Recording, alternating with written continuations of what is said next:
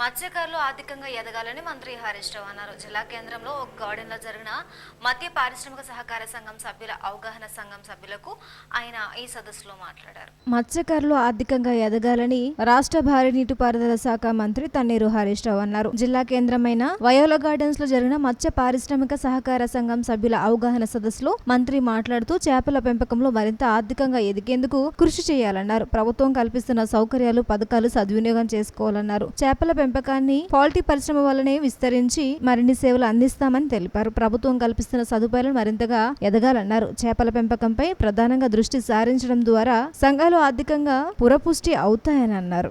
దయచేసి వీలైనంత ఎక్కువ మంది బతకాలన్నదే ప్రభుత్వం యొక్క ఉద్దేశం తప్ప వేరే ఉద్దేశం లేదు. అందరికీ లాభం జరగాలి, సంపద అందరికీ పంచాలి.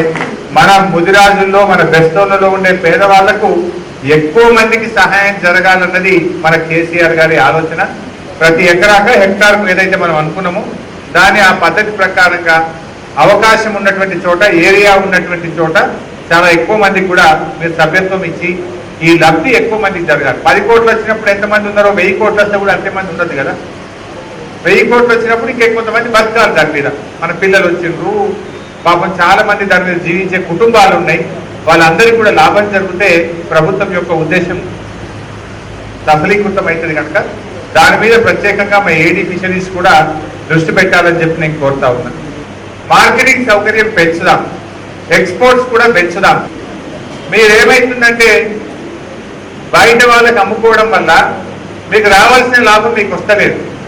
మీరు ఏడాదంతా కష్టపడ్డది ఒకేసి అవుతున్నది, వాడు ఒక 15 రోజుల్లో మీకంటే ఎక్కువ సంపాదిస్తాం.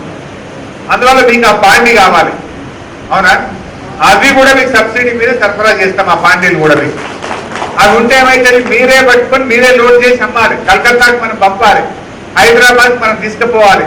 మన మాల్ మనం అమ్మగలిగితే మీకు ఇంకా ఎక్కువ లాభం మీ సొసైటీలకు జరుగుతుంది. ఆ దిశగా మీరు పోవాల్సిన